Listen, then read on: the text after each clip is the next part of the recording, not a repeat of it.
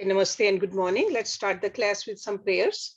Om Guru Brahma Guru Vishnu Guru Devo Maheshwaraha Guru Sakshat Parbrahma Tasmai Shri Guruve Namah. Om Bhuvah Swaha Tatsavitra Varenayam Bhargo Devasya Dhimahi Dhiyo Yo Nah Prachodayat Asto Ma Satgamya Tamso Ma Jyotirgamya मृत्योर्मा अमृतम गम्या ओम सहनावतु सहनो भुनक्तु सवीर्यं कर्वावहै तेजस्विनावधीतमस्तु मा विद्विषावहै ओम शांति शांति शांति. So Mondays we read from Shiv Puran and it's in Hindi. So let's open our books. On page number 124, and this is अध्याय number 8. Brahma और विष्णु को भगवान शिव के शब्द में शरीर का दर्शन. Okay, so we have talked about earlier that when they say Bhagwan Shiva, that really means Brahma. So there are three powers of Brahma: Brahma, Vishnu, and Shiva. So since this is a Shiv Puran, they are calling Brahma as Bhagwan Shiva. Okay. Brahma ji कहते हैं, मुनि श्रेष्ठ नारद, इस प्रकार हम दोनों देवता गर्भ रहित हो निरंतर प्रणाम करते रहे. दोनों देवता कौन से? ब्रह्मा और विष्णु. हम दोनों के मन में एक ही अभिलाषा थी कि इस ज्योतिर्लिंग के रूप में प्रकट हुए परमेश्वर प्रत्यक्ष दर्शन दें. भगवान शंकर दीनों के प्रतिपालक, अहंकारियों का गर्व चूर्ण करने वाले तथा सबके अविनाशी प्रभु हैं. वे हम दोनों पर दयालु हो गए. उस समय वहां उन सुर श्रेष्ठ से ओम ओम ऐसा शब्द रूप नाद प्रकट हुआ जो स्पष्ट रूप से सुनाई देता था. वह नाद उपलुप्त स्वर में अभिव्यक्त हुआ था. जोर से प्रकट होने वाले उस शब्द के विषय में ये क्या है, ऐसा सोचते हुए समस्त देवताओं के आराध्य भगवान विष्णु मेरे साथ संतुष्ट चित्त से खड़े रहे. So Pallupt means extremely loud. So it was not just a subtle om, it was a very loud om. वे सर्वथा वैर भाव से रहित थे. उन्होंने लिंग के दक्षिण भाग में सनातन आदि वर्ण आकार का दर्शन किया. उत्तर भाग में ऊकार का, मध्य भाग में मकार का और अंत में ओम इस नाद का साक्षात दर्शन एवं अनुभव किया. दक्षिण भाग में प्रकट हुए आदि वर्ण आकार को सूर्य मंडल के समान तेजों में देखकर जब उन्होंने उत्तर भाग में दृष्टिपात किया तब वहां ऊकार वर्ण अग्नि के समान दीप्तशाली दिखाई दिया. मुनि श्रेष्ठ, इसी तरह उन्होंने मध्य भाग में मकार को चंद्रमंडल के समान उज्जवल कांति से प्रकाशमान देखा. तदंतर जब उसके ऊपर दृष्टि डाली तब शुद्ध स्फटिक मणि के समान निर्मल प्रभा से युक्त, तुर्यातीत, अमल निष्कल, निरूप द्रव, निर्द्वंद, अद्वितीय, शून्य में बाह्य और अभ्यंतर के भेद से रहित, बाह्यंतर भेद से युक्त, जगत के भीतर और बाहर स्वयं ही स्थित, आदि मध्य और अंत से रहित, आनंद के आदि कारण तथा सबके परम आश्रय, सत्य, आनंद एवं अमृत स्वरूप पर ब्रह्म का साक्षात्कार किया. उस समय श्री हरि ये सोचने लगे कि ये अग्नि स्तंभ यहाँ कहां से प्रकट हुआ है. हम दोनों फिर इसकी परीक्षा करें. मैं इस अनुपम अनल स्तंभ के नीचे जाऊंगा. अनल क्या होता है? फायर, अग्नि. ऐसा विचार करते हुए श्री हरि ने वेद और शब्द दोनों के आवेश से युक्त विश्वात्मा शिव का चिंतन किया. तब वहां एक ऋषि प्रकट हुए जो ऋषि समूह के परम सार रूप माने जाते हैं. उन्हीं ऋषि के द्वारा परमेश्वर श्री विष्णु ने जाना कि इस शब्द ब्रह्म में शरीर वाले परम लिंग के रूप में साक्षात पर ब्रह्म स्वरूप महादेव जी यहाँ प्रकट हुए हैं. ये चिंता रहित रुद्र हैं जहां जाकर मन सहित वाणी उसे प्राप्त किए बिना ही लौट आती है। उस पर ब्रह्म परमात्मा शिव का वाचक एक अक्षर प्रणव ही है। वे इसके वाच्यर्थ रूप हैं। वह परम कारण, रित, सत्य, आनंद एवं अमृत स्वरूप परात्पर पर ब्रह्म एक अक्षर का वाच्य है। प्रणव के एक अक्षर अकार से जगत के बीजभूत अंड जन्मा भगवान ब्रह्मा का बोध होता है। उसके दूसरे एक अक्षर उकार से परम कारण रूप श्री हरि का बोध होता है। और तीसरे एक अक्षर मकार से भगवान नील लोहित शिव का ज्ञान होता है। अकार सृष्टि करता है, उकार मोह में डालने वाला है और मकार नित्य अनुग्रह करने वाला है। मकार बोध्य सर्वव्यापी शिव बीज मात्र के स्वामी हैं और अकार संज्ञक मुझ ब्रह्मा को बीज कहते हैं। उकार नामधारी श्री हरि योनि है। प्रधान और पुरुष के भी ईश्वर जो महेश्वर हैं। सी प्रधान इज अनदर नेम फॉर प्रकृति, प्रधान। सो प्रधान और पुरुष, पुरुष इज द आत्मा के भी ईश्वर जो महेश्वर हैं, वे बीज और योनि भी हैं। उन्हीं को नाद कहा गया है। उनके भीतर सबका समावेश है। बीजी अपनी इच्छा से ही अपने बीज को अनेक रूपों में विभक्त करके स्थित हैं। Harshi, while before you read further, can you explain that O and Ma before? Yeah, those are the three. You remember in the Upanishad also, last Upanishad we did the Prashan Upanishad.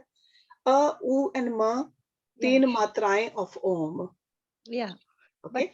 So यहाँ ये कह रहे हैं कि क्योंकि ओम का नाद हुआ, ओम is Parabram, and then Parabram has 3 powers. So यहाँ कह रहे हैं कि अ जो है ब्रह्मा, उ जो है विष्णु, and म जो है शिव. Okay, समझ गए. Okay, so this is what it really means. They are trying to just explain it to us that God is one, and Om is the name of God. Yeah. When we say Om, it has everything in it. Okay, तभी उसको एक अक्षर कहते हैं. Actually, एक अक्षर का क्या मतलब है? Because when we say Om, it sounds like there's more than one अक्षर, but actually it's a O. That is एक अक्षर. Okay. Yeah, I don't mean to interrupt you, but that means Brahma, Vishnu, Maheshwara are all same power. They are all same. So depend करता है कौन सा उपनिषद पढ़ रहे हो. जब हमने विष्णु उपनिषद पढ़ा, श्रीमद् भागवत पुराण, उसमें विष्णु जी का महत्व ज्यादा बताया. यहाँ अब शिव पुराण पढ़ रहे हैं, सो ब्रह्म को शिव भी कह रहे हैं, परमात्मा, परमेश्वर, Shiv. So we should not get confused which power is bigger than the other. They are all power of the same God. Okay? So that we should always keep in mind. Okay. Yeah, it's okay to ask questions in between also. Okay? In बीजी भगवान महेश्वर के लिंग से अकार रूप बीज प्रकट हुआ, जो उकार योनि में स्थापित होकर सब और बढ़ने लगा. वह स्वर्ण में अंड के रूप में ही बताने योग्य था. स्वर्ण में अंड क्या होता है? That Hiranyagarbha, golden womb. उसका और कोई विशेष लक्षण नहीं लक्षित होता था. वह दिव्य अंड अनेक वर्षों तक जल में ही स्थित रहा. तदंतर 1000 वर्ष के बाद उस अंड के 2 टुकड़े हो गए. जल में स्थित हुआ वह अंड जन्मा ब्रह्मा जी की उत्पत्ति का स्थान था और साक्षात महेश्वर के आघात से ही फूटकर 2 भागों में बंट गया. उस अवस्था में उसका ऊपर स्थित हुआ स्वर्ण में कपाल बड़ी शोभा पाने लगा. वही द्युलोक के रूप में प्रकट हुआ तथा जो उसका दूसरा नीचे वाला कपाल था, वही ये 5 लक्षणों से युक्त पृथ्वी है. उस अंड से चतुर्मुख ब्रह्मा उत्पन्न हुए, जिनकी क संज्ञा है. वे समस्त लोकों के सृष्टा हैं. इस प्रकार वे भगवान महेश्वर ही अ, उ और म इन त्रिविध रूपों में वर्णित हुए हैं. इसी अभिप्राय से उन ज्योतिर्लिंग स्वरूप सदाशिव ने ओम, ओम ऐसा कहा. ये बात यजुर्वेद के श्रेष्ठ मंत्र कहते हैं। यजुर्वेद के श्रेष्ठ मंत्रों का यह कथन सुनकर ऋचाओं और साम मंत्रों ने भी हमसे आदर पूर्वक कहा, हे हरे, हे ब्रह्मन, ये बात ऐसी ही है। इस तरह देवेश्वर शिव को जानकर श्री हरि ने शक्ति संभूत मंत्रों द्वारा उत्तम एवं महान अभ्युदय से शोभित होने वाले उन महेश्वर देव का स्तवन किया। इसी बीच में मेरे साथ See who's talking? Brahma ji बता रहे हैं ये। ओके, सो इसी बीच में मेरे साथ विश्व पालक भगवान विष्णु ने एक और भी अद्भुत एवं सुंदर रूप देखा। मुने वह रूप 5 मुखों और 10 भुजाओं से अलंकृत था। उसकी कांति कपूर के समान गौर थी। वह नाना प्रकार की छटाओं से छविमान और भांति भांति के आभूषणों से विभूषित था। उस परम उदार महाप्रक्रमी और महापुरुष के लक्षणों से संपन्न अत्यंत उत्कृष्ट रूप का दर्शन करके मैं और श्री हरि दोनों कृतार्थ हो गए। तत्पश्चात परमेश्वर भगवान महेश प्रसन्न हो अपने दिव्य शब्द में रूप को प्रकट करके हंसते हुए खड़े हो गए। आकार उनका मस्तक और आकार ललाट है। ईकार दाहिना और ईकार बायां नेत्र है। ऊकार को उनका दाहिना और ऊकार को बायां कान बताया जाता है। रीकार उन परमेश्वर का दायां कपोल है और रीकार बायां। लरी और लिरी ये उनकी नासिका के दोनों छिद्र हैं। एकार उन सर्वव्यापी प्रभु का ऊपरी ओष्ठ है और एकार अधर। ओकार तथा औकार ये दोनों क्रमशः उनकी ऊपर और नीचे की 2 दंत पंक्तियां हैं। अंग और अंगा उन देवाधिदेव शूलधारी शिव के दोनों तालु हैं। क आदि 5 अक्षर उनके दाहिने 5 हाथ हैं और च आदि 5 अक्षर बाएं 5 हाथ। ट आदि और त आदि 5 अक्षर उनके पैर हैं। पकार पेट है। फकार को दाहिना पार्श्व बताया जाता है और बकार को बायां पार्श्व। भकार को कंधा कहते हैं। मकार उन योनि महादेव शंभु का हृदय है। य से लेकर स तक 7 अक्षर सर्वव्यापी शिव के शब्द में शरीर की 7 धातुएं हैं। हकार उनकी नाभि है और क्षकार को मेंद्र मूतेंद्रिय कहा गया है। इस प्रकार निर्गुण एवं गुण स्वरूप परमात्मा के शब्द में रूप को भगवती उमा के साथ देखकर मैं और श्री हरि दोनों कृतार्थ हो गए। इस तरह शब्द ब्रह्म में शरीरधारी महेश्वर शिव का दर्शन पाकर मेरे साथ श्री हरि ने उन्हें प्रणाम किया और पुनः ऊपर की ओर देखा। उस समय उन्हें 5 कलाओं से युक्त ओमकार जनित मंत्र का साक्षात्कार हुआ। तत्पश्चात महादेव जी का ओम तत्वमसि ये महावाक्य दृष्टि गोचर हुआ, जो परम उत्तम मंत्र रूप है तथा शुद्ध स्फटिक के समान निर्मल है। फिर संपूर्ण धर्म और अर्थ का साधक तथा बुद्धि स्वरूप गायत्री नामक दूसरा महान मंत्र लक्षित हुआ, जिसमें 24 अक्षर हैं तथा जो चारों पुरुषार्थ रूपी फल देने वाला है। तत्पश्चात मृत्युंजय मंत्र, फिर पंचाक्षर मंत्र तथा दक्षिणामूर्ति संज्ञक चिंतामणि मंत्र का साक्षात्कार हुआ। इस प्रकार 5 मंत्रों की उपलब्धि करके भगवान श्री हरि उनका जप करने लगे। तदंतर ऋक, यजु और साम ये जिनके रूप हैं, जो ईशों के मुक्त मणि ईशान हैं, जो पुरातन पुरुष हैं, जिनका हृदय अघोर अर्थात सौम्य है, जो हृदय को प्रिय लगने वाले सर्वगु है, सदा शिव हैं, जिनके चरण वाम परम सुंदर हैं, जो महान देवता हैं और महान सर्पराज को आभूषण के रूप में धारण करते हैं, जिनके सभी ओर पैर और सभी ओर नेत्र हैं, जो मुझ ब्रह्मा के भी अधिपति, कल्याणकारी तथा सृष्टि पालन एवं संहार करने वाले हैं, उन वरदायक सांब शिव का मेरे साथ भगवान विष्णु ने प्रिय वचनों द्वारा संतुष्ट चित्त से स्तवन किया। स्तवन क्या होता है? प्रेज। ओके, जब हम जैसे आरती गाते हैं, स्तवन। ठीक है।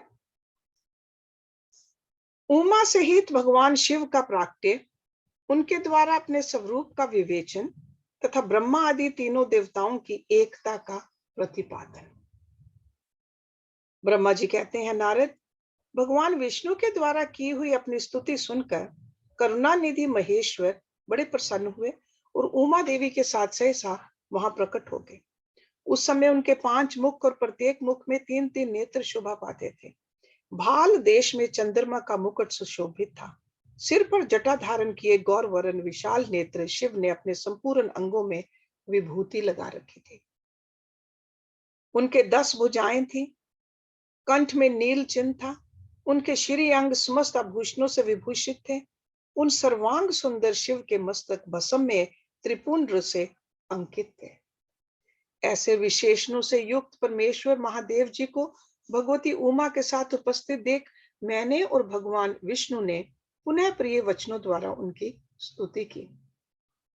तब पापहारी करुणा कर भगवान महेश्वर ने प्रसन्नचित होकर उन श्री विष्णु देव को श्वास रूप से वेद का उपदेश किया। मुने, उनके बाद शिव ने परमात्मा श्री हरि को गुह ज्ञान प्रदान किया। फिर उन परमात्मा ने कृपा करके मुझे भी वह ज्ञान दिया। वेद का ज्ञान प्राप्त करके कृतार्थ हुए भगवान विष्णु ने मेरे साथ हाथ जोड़ पर महेश्वर को नमस्कार करके पुनः उनसे पूजन की विधि बताने तथा सद उपदेश देने के लिए प्रार्थना की। ब्रह्मा जी कहते हैं, मुने, श्री हरि की ये बात सुनकर अत्यंत प्रसन्न हुए कृपा निधान भगवान शिव ने प्रीति पूर्वक ये बात कही। श्री शिव बोले, सूर्य श्रेष्ठ गण, मैं तुम दोनों की भक्ति से निश्चय ही बहुत प्रसन्न हूं। तुम लोग मुझ महादेव की ओर देखो। इस समय तुम्हें मेरा स्वरूप जैसा दिखाई देता है, वैसे ही रूप का प्रयत्न पूर्वक पूजन चिंतन करना चाहिए।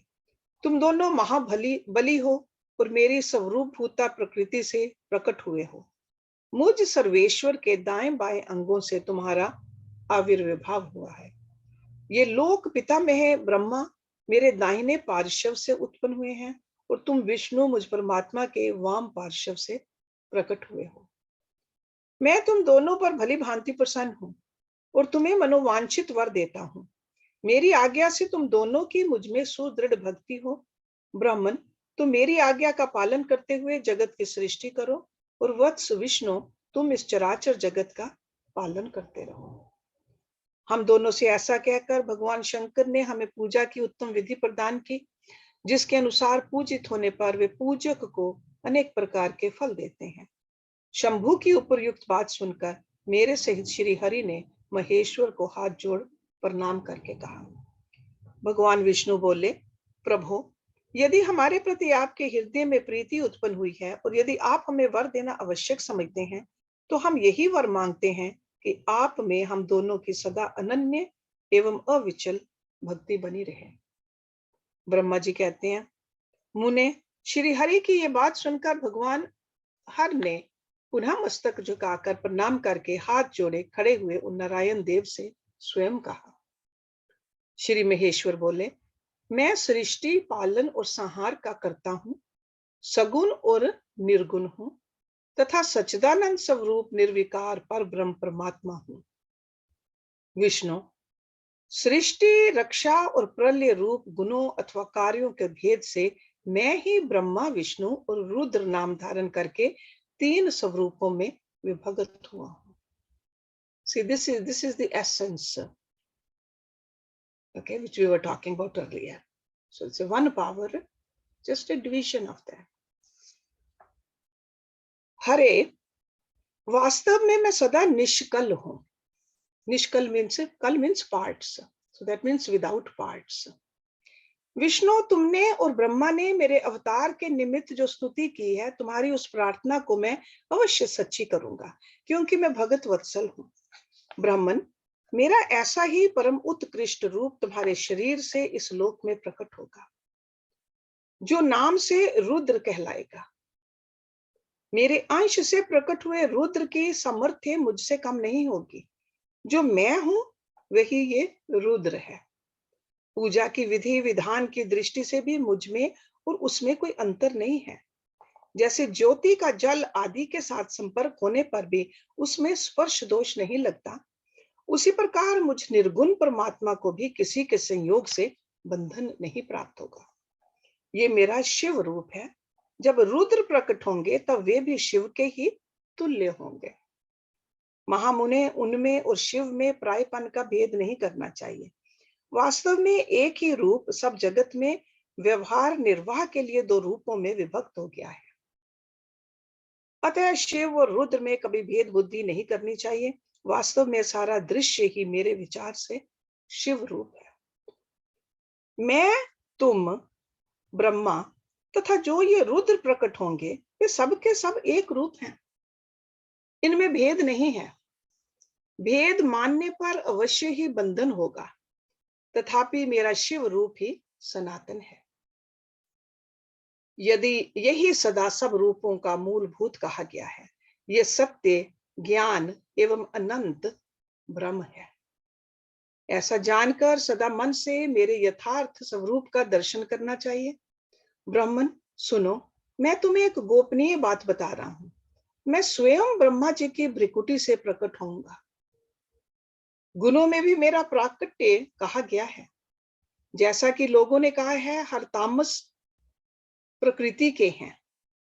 वास्तव में उस रूप में अहंकार का वर्णन हुआ है।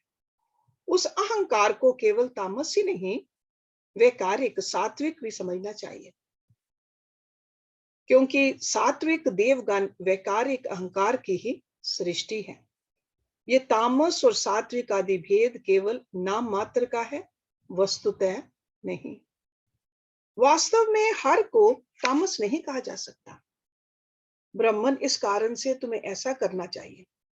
तुम तो इस सृष्टि के निर्माता बनो और श्री हरि इसका पालन करें, तथा मेरे अंश से प्रकट होने वाले जो रुद्र हैं वे इसका प्रलय करने वाले होंगे। See, that's why this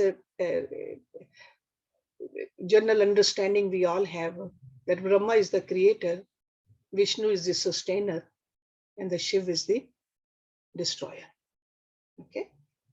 ये जो उमा नाम से विख्यात परमेश्वरी प्रकृति देवी हैं, इन्हीं की शक्ति भूता वाग देवी ब्रह्मा जी का सेवन करेंगी,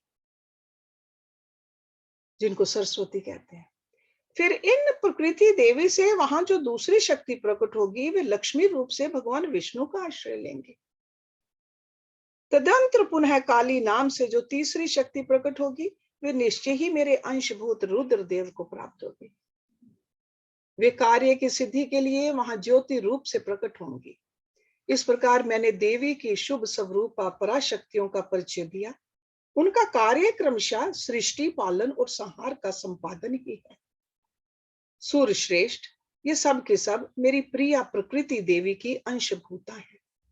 हरे, तुम लक्ष्मी का सहारा लेकर कार्य करो। ब्राह्मण, तुम्हें प्रकृति की अंशभूता वाग देवी को पाकर मेरी आज्ञा के अनुसार मन से सृष्टि कार्य का संचालन करना चाहिए।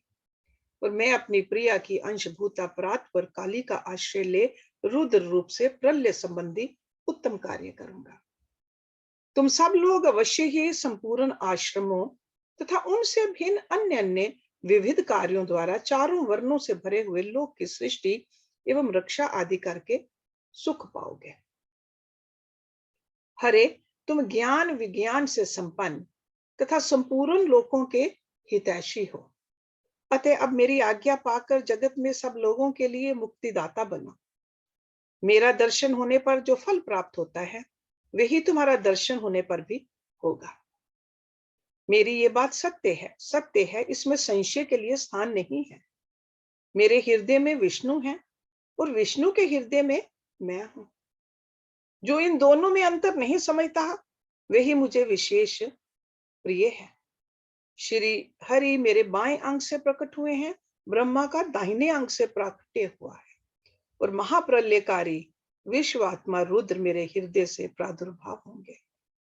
विष्णु, मैं ही सृष्टि, पालन और संहार करने वाले रज आदि त्रिविध गुणों द्वारा ब्रह्मा, विष्णु और रुद्र नाम से प्रसिद्ध हो तीन रूपों में पृथक पृथक प्रकट होता हूं।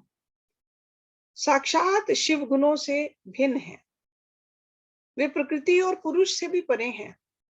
अद्वितीय, नित्य, अनंत, पूर्ण एवं निरंजन पर ब्रह्म परमात्मा है। तीनों लोकों का पालन करने वाले श्री हरि भीतर तमोगुण और बाहर सत्व गुण धारण करते हैं। त्रिलोकी का संहार करने वाले रुद्रदेव भीतर सत्व गुण और बाहर तमोगुण धारण करते हैं, तथा त्रिभुवन की सृष्टि करने वाले ब्रह्मा जी बाहर और भीतर से भी रजोगुणी ही हैं। इस प्रकार ब्रह्मा, विष्णु और रुद्र इन तीन देवताओं में गुण हैं, परंतु शिव गुणातीत माने गए हैं। विष्णु, तुम मेरी आज्ञा से इन सृष्टिकर्ता पितामह का प्रसन्नता पूर्वक पालन करो। ऐसा करने से तीनों लोकों में पूजनीय होंगे। श्री हरि को सृष्टि की रक्षा का भार एवं भोग, मोक्ष, दान का अधिकार दे भगवान शिव का अंतर्ध्यान होना। परमेश्वर शिव बोले, उत्तम व्रत का पालन करने वाले हरे विष्णु, अब तुम मेरी दूसरी आज्ञा सुनो। उसका पालन करने से तुम सदा समस्त लोकों में माननीय और पूजनीय बने रहोगे।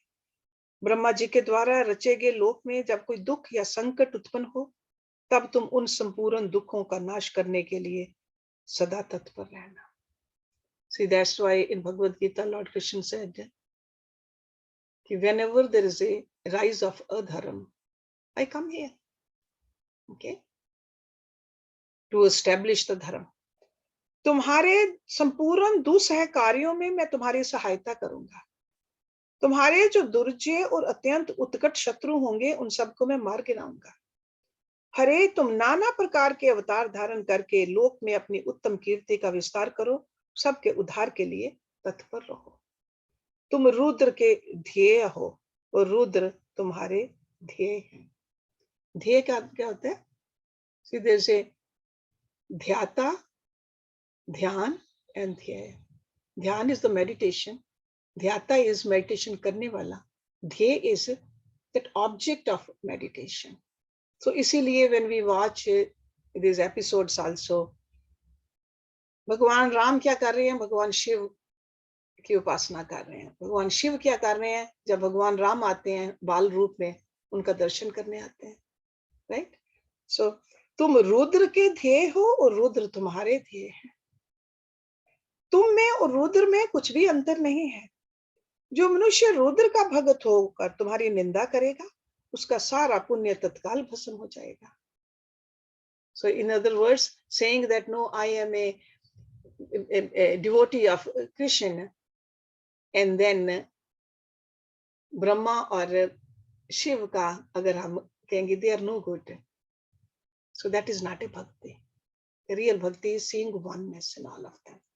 Sure, you choose one, but that means you see the others also in that one. पुरुषोत्तम विष्णु, तुमसे द्वेष करने के कारण मेरी आज्ञा से उसको नरक में गिरना पड़ेगा। ये बात सत्य है, सत्य है, इसमें संशय नहीं है। तुम इस लोक में मनुष्यों के लिए विशेष भोग और मोक्ष प्रदान करने वाले और भक्तों के ध्येय तथा पूज्य होकर प्राणियों का निग्रह और अनुग्रह करो। अनुग्रह क्या होता है? कृपा, ग्रेस। ऐसा कहकर भगवान शिव ने मेरा हाथ पकड़ लिया और श्री विष्णु को सौंपकर उनसे कहा, तुम संकट के समय सदा इनकी सहायता करते रहना, सबके अध्यक्ष होकर सभी को भोग और मोक्ष प्रदान करना तथा सर्वदा समस्त कामनाओं का साधक एवं सर्वश्रेष्ठ बने रहना। जो तुम्हारी शरण में आ गया वह निश्चय ही मेरी शरण में आ गया। जो मुझ में और तुम में अंतर समझता है वह अवश्य नरक में गिरता है। ब्रह्मा जी कहते हैं, देव ऋषि, भगवान शिव का ये वचन सुनकर मेरे साथ भगवान विष्णु ने सबको वश में करने वाले विश्वनाथ को प्रणाम करके मंद स्वर में कहा। श्री विष्णु बोले, करुणा सिंधु जगन्नाथ शंकर, मेरी ये बात सुनिए। मैं आपकी आज्ञा के अधीन रहकर ये सब कुछ करूंगा। स्वामिन, जो मेरा भक्त होकर आपकी निंदा करे उसे आप निश्चय ही नरकवास प्रदान करें। नाथ, जो आपका भगत है वह मुझे अत्यंत प्रिय है। जो ऐसा जानता है उसके लिए मोक्ष दुर्लभ नहीं है। श्री हरि का ये कथन सुनकर दुखारी हरने उनकी बात का अनुमोदन किया और नाना प्रकार के धर्मों का उपदेश देकर हम दोनों के हित की इच्छा से हमें अनेक प्रकार के वर दिए। इसके बाद भगत वत्सल भगवान शंभु कृपा पूर्वक हमारी ओर देखकर हम दोनों के देखते देखते सहसा वही अंतर्ध्यान हो गए। तभी से इस लोक में लिंग पूजा का विधान चालू हुआ है। लिंग में प्रतिष्ठित भगवान शिव भोग और मोक्ष देने वाले हैं। शिवलिंग की जो वेदी या अर्घा है वह महादेवी का स्वरूप है और लिंग साक्षात महेश्वर का। लय का अधिष्ठान होने के कारण भगवान शिव को लिंग कहा गया है, क्योंकि उन्हीं में निखिल जगत का लय होता है। निखिल मीन्स कंप्लीट। महामुने, जो शिवलिंग के समीप कोई कार्य करता है उसके पुण्य फल का वर्णन करने की शक्ति मुझ में नहीं है। So that means so great, I can't even talk about it.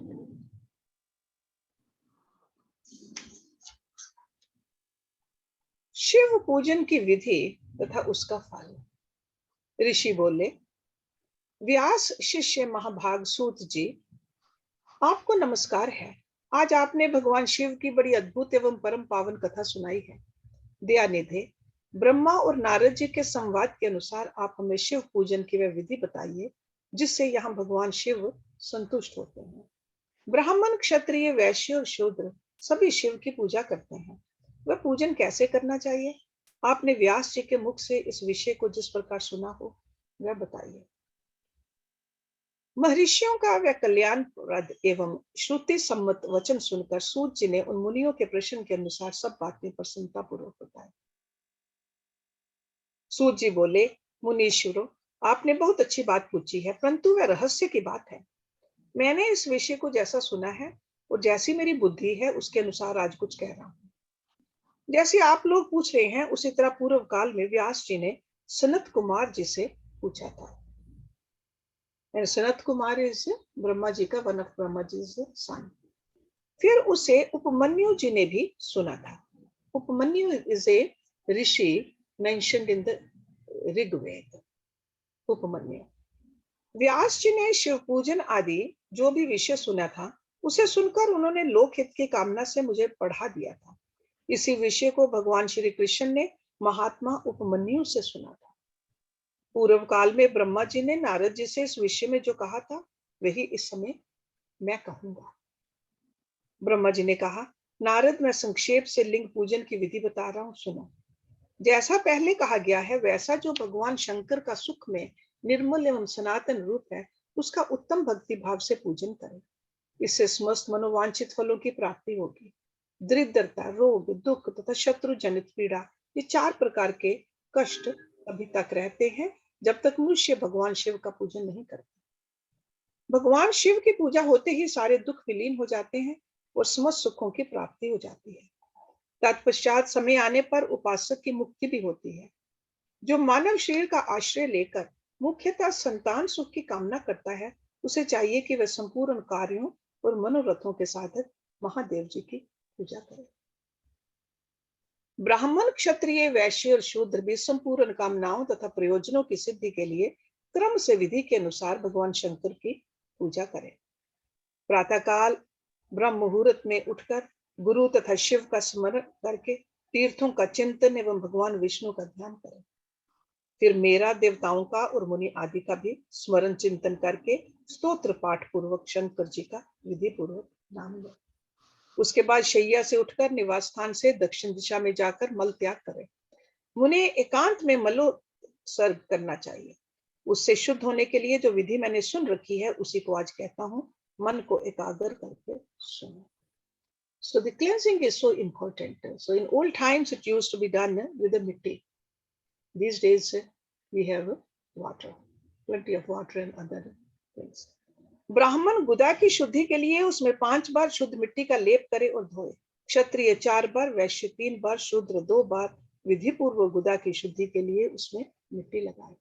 लिंग में भी 1 बार प्रयत्न पूर्वक मिट्टी लगानी चाहिए। तत्पश्चात बाएं हाथ में 10 बार, दोनों हाथों में 7 बार मिट्टी लगाकर धोए। तात प्रत्येक पैर में 3-3 बार मिट्टी लगाए, फिर दोनों हाथों में भी मिट्टी लगाकर धोए। स्त्रियों को शूद्र की ही भांति अच्छी तरह मिट्टी लगानी चाहिए।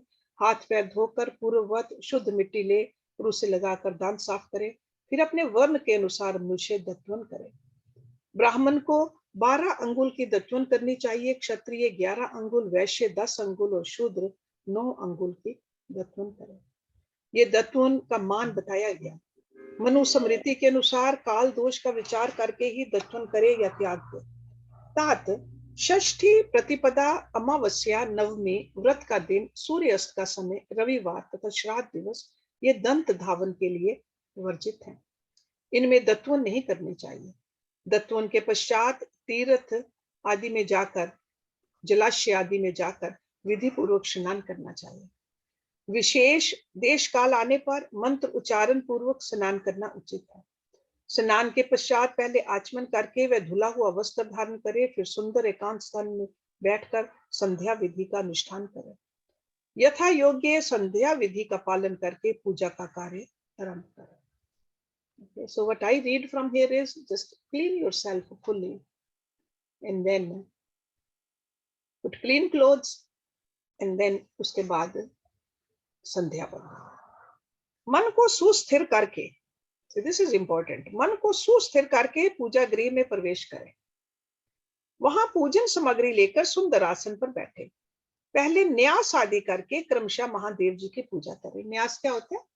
When we just touch different parts of the body with the water. न्यास। शिव की पूजा से पहले गणेश जी की, द्वारपालों की, दिक्पालों की भी भली भांति पूजा करके पीछे देवता के लिए पीठ स्थान की कल्पना करें, अथवा अष्टदल कमल बनाकर पूजा द्रव्य के समीप बैठे और उस कमल पर ही भगवान शिव को समासीन करें। तत्पश्चात 3 आचमन करके पुनः दोनों हाथ धोकर 3 प्राणायाम करके मध्यम प्राणायाम अर्थात कुंभक करते समय त्रिनेत्रधारी भगवान शिव का इस प्रकार ध्यान करें। उनके 5 मुख हैं, 10 भुजाएं हैं, शुद्ध स्फटिक के समान उज्जवल कांति है, सब प्रकार के आभूषण उनके श्री अंगों को विभूषित करते हैं, तथा वे व्याघ्र चर्म की चादर ओढ़े हुए हैं। इस तरह ध्यान करके ये भावना करे कि मुझे भी इनके समान ये रूप प्राप्त हो जाए। ऐसी भावना करके मनुष्य सदा के लिए अपने पाप को भस्म कर डाले। इस प्रकार भावना द्वारा शिव का ही शरीर धारण करके उन परमेश्वर की पूजा करे। शरीर शुद्धि करके मूल मंत्र का क्रमशः न्यास करे अथवा सर्वत्र प्रण से ही शंग न्यास, षठ अंग न्यास करे। ओम अध्येत आदि रूप से संकल्प वाक्य का प्रयोग करके फिर पूजा प्रारंभ करे। पाद्य, अर्घ और आचमन के लिए पात्रों को तैयार करके रखे। बुद्धिमान पुरुष विधि पूर्वक भिन्न भिन्न प्रकार के 9 कलश स्थापित करे, उन्हें कुशाओं से ढककर रखे और कुशाओं से की जल लेकर उन सब का प्रोक्षण करे। तत्पश्चात उन सभी पात्रों में शीतल जल डाले। फिर बुद्धिमान पुरुष देखभाल कर प्रणव मंत्र के द्वारा उनमें निम्नलिखित द्रव्यों को डाले।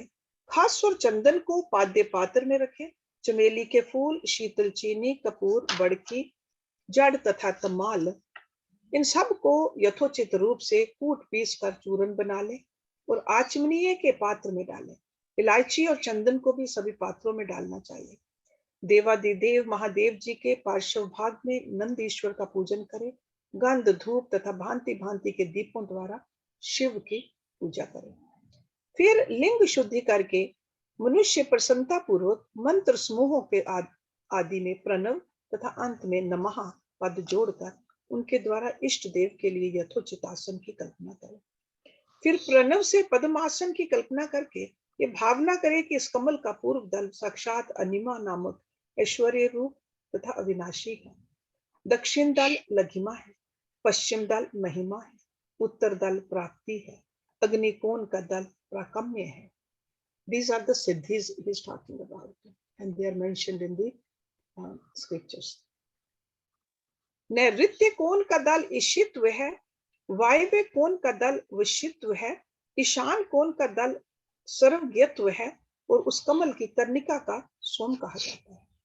सोम के नीचे सूर्य है, सूर्य के नीचे अग्नि है और अग्नि के भी नीचे धर्म आदि के स्थान है। क्रमशः ऐसी कल्पना करने के पश्चात चारों दिशाओं में अव्यक्त महत्त्व, अहंकार तथा उनके विकारों की कल्पना करें। सोम के अंत में सत्व, रज और तम इन तीनों गुणों की कल्पना करें। इसके बाद सद्यो जातव, प्रभिधामी इत्यादि मंत्र से परमेश्वर शिव का आवाहन करके ओम वाम देवाय नमः इत्यादि वाम देव मंत्र से अपने आसन पर विराजमान। फिर ओम तत्पुरुषाय विद्मह इत्यादि रुद्र गायत्री द्वारा इष्ट देव का सानिध्य प्राप्त करके उन्हें अघोरे भ्योत इत्यादि अघोर मंत्र से वहां निरुद्ध करें। फिर ईशानः सर्व विद्या नाम इत्यादि मंत्र से आराध्य देव का पूजन करें।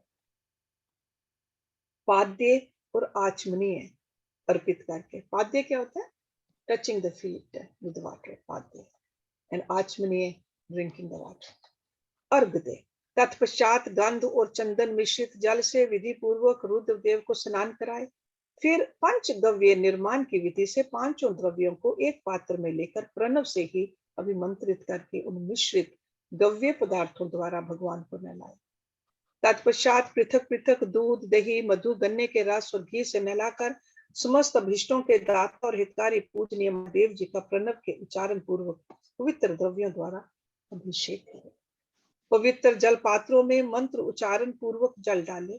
डालने से पहले साधक श्वेत वस्त्र से उस जल को यथोचित रीति से छान ले। उस जल को तब तक दूर न करे जब तक इष्ट देव को चंदन न चढ़ा ले। तब सुंदर अक्षतों द्वारा प्रसन्नता पूर्वक शंकर जी की पूजा करें। अक्षत क्या होता है? द राइस कलर्ड विद हल्दी। उनके ऊपर कुश, अपामार्ग, कपूर, चमेली, चंपा, गुलाब, श्वेत, कनेर, बेला, कमल और उत्पल आदि भांति भांति के अपूर्व पुष्प एवं चंदन आदि चढ़ाकर पूजा करें। परमेश्वर शिव के ऊपर जल की धारा गिरती रहे, इसकी भी व्यवस्था करें। जल से भरे भांति भांति के पात्रों द्वारा महेश्वर को नहलाए। मंत्र उच्चारण पूर्वक पूजा करनी चाहिए। वह समस्त फलों को देने वाली होती है। तात अब मैं तुम्हें समस्त मनोवांछित कामनाओं की सिद्धि के लिए उन पूजा संबंधी मंत्रों को भी संक्षेप से बता रहा हूं। सावधानी के साथ सुनो। पावमान मंत्र से, वांग में इत्यादि मंत्र से, रुद्र मंत्र तथा नील रुद्र मंत्र से, सुंदर एवं शुभ पुरुष सूक्त से, श्री सूक्त से, सुंदर अथर्व शीर्ष के मंत्र से, आनु भद्रा इत्यादि शांति मंत्र से, शांति संबंधी दूसरे मंत्रों से, भारुण मंत्र और अरुण मंत्रों से, अर्थात भीष्ट साम तथा देवव्रत साम से, आभीत्वा इत्यादि प्रथंत्र साम से, पुरुष सूक्त से, मृत्युंजय मंत्र से तथा पंचाक्षर मंत्र से पूजा करें। 1 सहस्र अथवा 101 जलधाराएं गिराने की व्यवस्था करें। ये सब वेद मार्ग से अथवा नाम मंत्रों से करना चाहिए। तदंतर भगवान शंकर के ऊपर चंदन और फूल आदि चढ़ाए। प्रणव से ही मुखवास आदि अर्पित करें। इसके बाद जो स्फटिक मणि के समान निर्मल, निष्कल, अविनाशी, सर्वलोक कारण, सर्वलोक में परम देव हैं, जो ब्रह्मा, रुद्र, इंद्र और विष्णु आदि देवताओं की भी दृष्टि में नहीं आते। वेद वेता विद्वानों ने जिन्हें वेदांत में मन वाणी के अगोचर बताया है, जो आदि, मध्य और अंत से रहित तथा समस्त रोगियों के लिए औषध रूप है, जिनकी शिव तत्व के नाम से ख्याति है तथा जो शिवलिंग के रूप में प्रतिष्ठित है, उन भगवान शिव का शिवलिंग के मस्तक पर प्रणव मंत्र से ही पूजन करें। धूप, दीप, नैवेद्य, सुंदर तंबूल एवं सुर में आरती द्वारा यथोक्त विधि से पूजा करके स्तोत्रों तथा अन्य नाना प्रकार के मंत्रों द्वारा उन्हें नमस्कार करें। फिर अर्घ देकर भगवान के चरणों में फूल बिखेरे, साष्टांग प्रणाम करके देवेश्वर शिव की आराधना करें। हाथ में फूल लेकर खड़ा हो जाए, दोनों हाथ जोड़कर निम्नलिखित मंत्र से सर्वेश्वर शंकर की पुनः प्रार्थना करें। अज्ञान आदि व ज्ञान जब पूजा आत्मिक नया, कृतम तदस्तु सफलम कृपया तब शंकर। कल्याणकारी शिव, मैंने अनजान में अथवा जानबूझकर जो जब पूजा आदि सत्कर्म किए हों, वे आपकी कृपा से सफल हों। इस प्रकार पढ़कर भगवान शिव के ऊपर प्रसन्नता पूर्वक फूल चढ़ाए, स्वस्ति वाचन करके नाना प्रकार की आशी प्रार्थना करें। स्वस्ति वाचन क्या होता है? Praying to God for auspiciousness, स्वस्ति। फिर शिव के ऊपर मार्जन करना चाहिए। मार्जन के बाद नमस्कार करके अपराध के लिए क्षमा प्रार्थना करते हुए पुनर्गमन के लिए विसर्जन करना चाहिए। इसके बाद अध्याय से आरंभ होने वाले मंत्र का उच्चारण करके नमस्कार करें। And all this mantras are given in the, if you are interested in the footnotes. फिर संपूर्ण भाव से विभोर हो इस प्रकार प्रार्थना करे, शिवे भक्ति शिवे भक्ति शिवे भक्ति भवे भवे अन्यथा शरणम न अस्ति तो मेव शरणम मम। प्रत्येक जन्म में मेरी शिव में भक्ति हो, शिव में भक्ति हो, शिव में भक्ति हो। शिव के सिवा दूसरा कोई मुझे शरण देने वाला नहीं। महादेव आप ही मेरे लिए शरण दाता है। इस प्रकार प्रार्थना करके संपूर्ण सिद्धियों के दाता देवेश्वर शिव का पराभक्ति के द्वारा पूजन करें। पराभक्ति, परा मीन्स Supreme. विशेषता गले की आवाज से भगवान को संतुष्ट करें, फिर सपरिवार नमस्कार करके अनुपम प्रसन्नता का अनुभव करते हुए समस्त लौकिक कार्य सुखपूर्वक करता रहे। जो इस प्रकार शिव भक्ति परायण हो प्रतिदिन पूजन करता है, उसे अवश्य ही पग पग पर सब प्रकार की सिद्धि प्राप्त होती है। वह उत्तम वक्ता होता है तथा उसे मनोवांछित फल की निश्चय ही प्राप्ति होती है। रोग दुख, दूसरों के निमित्त से होने वाला उद्वेग, कुटिलता तथा विष आदि के रूप में जो जो कष्ट उपस्थित होता है, उसे कल्याणकारी परम शिव अवश्य नष्ट कर देते हैं। उस उपासक का कल्याण होता है। भगवान शंकर की पूजा से उसमें अवश्य सद्गुणों की वृद्धि होती है, ठीक उसी तरह जैसे शुक्ल पक्ष में चंद्रमा बढ़ते हैं। मुनि श्रेष्ठ नारद, इस प्रकार मैंने शिव की पूजा का विधान बताया। अब तुम क्या सुनना चाहते हो? कौन सा प्रश्न पूछने वाले हो? So let's end our reading here today. Om Purnamada Purnamidam Purnat Purnamudachyate Purnasya Purnamadaya Purnameva Vashishyate. Om Shanti Shanti Shanti Om.